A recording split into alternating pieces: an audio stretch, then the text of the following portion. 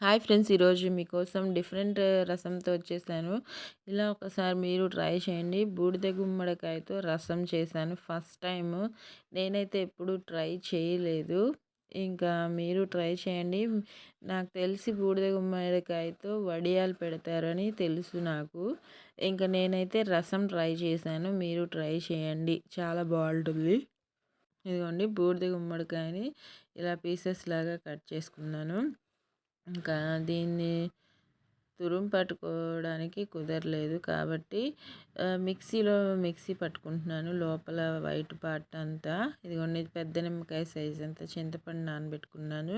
2 tomatoes తీసుకున్నాను రసం పెట్టడానికి. ఇంకా ఇదిగోండి, బూడిద గుమ్మడికాయని ఇలా పీల్ చేసుకోవాలి. పీసెస్ కట్ చేసుకున్నాను.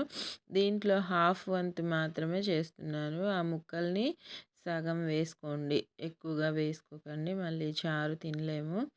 ఇంకా నిమ్మకాయ ప్లస్ ఈ బూడిద గుమ్మడికాయ పీసెస్ని వేసుకుంటున్నాను. సగం దాకా తీసుకుంటున్నాను. ఇదిగోండి, కనిపిస్తున్నాయి కదా. తీసుకొని దానిలో ఇప్పుడు టొమాటోస్ని కూడా కట్ చేసి వేసుకుంటున్నాను. ఈ 2 టొమాటోస్ని కూడా కట్ చేసి వేసేసుకోవాలన్నమాట. వేసుకొని ఈ మొత్తం కలిపి మిక్సీ పట్టుకుంటున్నాను.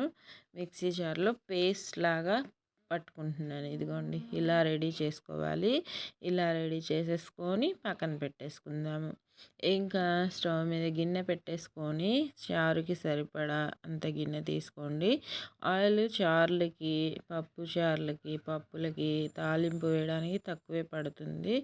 4 స్పూన్స్ తీసుకున్నాను, చిన్న స్పూన్తోనే. చూస్తున్నారు కదా. ఇదిగోండి, ముందుగా ఉల్లిపాయలు వేసుకున్నాను. ఒక్క ఉల్లిపాయ తీసుకున్నాను అంతే, పొడవుగా కట్ చేసుకున్నాను. ఇంకా పసుపు 1/2 స్పూను, లేకపోతే 1/2 స్పూన్ సరిపోతుంది.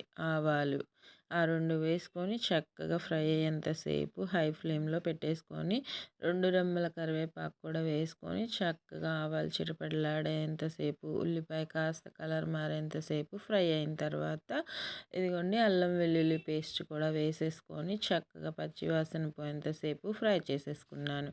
అది ఫ్రై అయింది అనుకున్న తర్వాత ఈ మిక్సీ జార్లోనే ఆ పేస్ట్తో పాటు వాటర్ మిక్స్ చేసుకొని చక్కగా కలిసేలాగా కలిపేసుకొని ఇంకా వాటర్ కలుపుకొని చారు మిశ్రమం వచ్చేంత వరకు వేసుకొని దీంట్లో ఇంకా మనం వేయాల్సింది ఉప్పు తగినంత వేసుకోవాలి. అది మిక్స్ చేసుకున్న తర్వాత ఉప్పు వేసుకుందాము. తగినంత ఉప్పు, ఈ చారుకి సరిపడా 1 స్పూన్ అంత పెద్ద స్పూన్తో.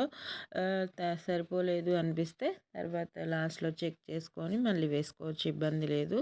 చారు బాగా మరిగించుకోవాలి, అప్పుడు టేస్ట్ బాగుంటుంది. మీరు ఎప్పుడైనా ట్రై చేసుంటే కామెంట్స్లో పెట్టండి. నేనైతే ఫస్ట్ టైం ట్రై చేయను, అయినా కూడా చాలా బాగా వచ్చిందనమాట. మరుగుతూ ఉన్నప్పుడు కారము, ఇదిగోండి మన రసం పౌడరు, అందరికీ తెలిసిన రసం పౌడరే, ఇంట్లోనే ప్రిపేర్ చేశాను. ఓకేనా. ఏమేమి వేసానో మీకు చెప్తాను. ధనియాలు, జీలకర్ర,